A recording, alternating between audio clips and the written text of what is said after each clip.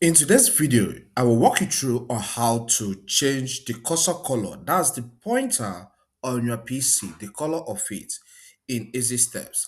Let's just get right into it. First, click on the start button, alright?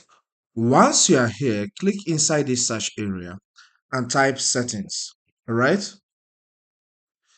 This will show up the settings option, that's the best match here, so click on it. Once you're on this settings page, the next step you need to take is to click on accessibility. On clicking on accessibility, you'll be taken to this page. And look at where you have mouse pointer and touch. Alright, under it you have mouse pointer color, comma, size. Alright, click on it. Then look at the default for the one I'm using right now. This is the inverted, called inverted. All right, it may be here because this is one is selected on Windows 11 by default. All right, it may be on the white, but our interest is on color. So click on this one that has green color, which is custom.